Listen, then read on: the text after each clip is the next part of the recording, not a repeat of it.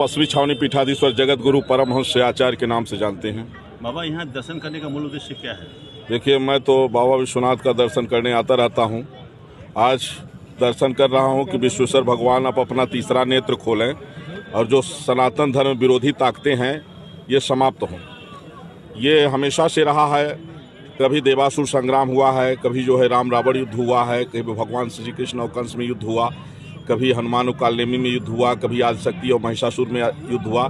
यह लड़ाई अब धर्म अधर्म के बीच में आ गई है और अधर्म के पक्ष में जो भी खड़ा हो, जैसे गीता का इतना ही ज्ञान है, भगवान श्री कृष्ण ने कहा कि अधर्म के पक्ष में जो खड़ा हो गया, वो चाहे अपना रिश्तेदार हो, चाहे भाई हो, चाहे गुरु हो, अगर अधर्म के पक्ष में खड़ा है तो वो वध योग्य है, उसका वध करिए।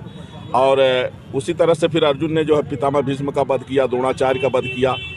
तो जो भी अधर्म, मैं तो यहाँ तक कहता हूँ कि बीजेपी सांसद संघमित्रा मौर्य को भी मैं कहता हूँ कि जिस तरह से अतीत में कभी भक्त प्रहलाद ने अपने राक्षस पिता हिरण्याकश्यप का त्याग कर दिया था, कभी जो है तो जिस तरह से जो है तो विभीषण ने अपने सगे भाई राक्षस रावण का त्याग कर दिया था, उसी तरह से संघमित्रा मौर्य को चाहिए कि अपने राक्षस बाप स्वामी प्रसाद मौर्य का त्याग करें।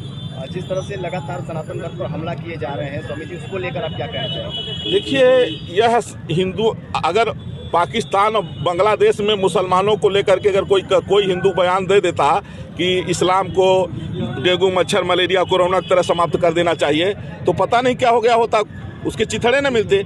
और हिंदुस्तान में जहाँ जो है तो 80% हिंदू हैं, वहाँ इस तरह का बयान दिया जा रहा है। इसमें तो मैं कहता हूँ कि स्वतः संज्ञान लेकर के इस तरह की जो बयानबाजी कर रहे हैं उनके ऊपर नशे के तहत कार्रवाई होनी चाहिए। नहीं तो 120 करोड़ हिंदू जिस दिन हथियार लेकर के खड़ा हो जाएगा ना, वो अपना निर्णय स्वयं कर लेगा। कभी स्वामी प्रसाद मौर्य, कभी स्टालिन।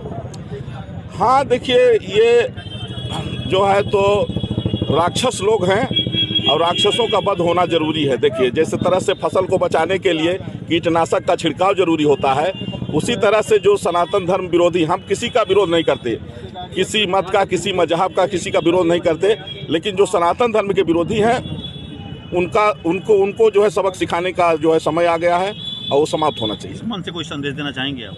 मैं तो यही संदेश दे रहा हूँ कि भाई, जो लोग सनातन धर्म का या हिंदुओं के विषय में अमर्यादित टिप्पणी कर रहे हैं वो देश से माफ़ी मांगे।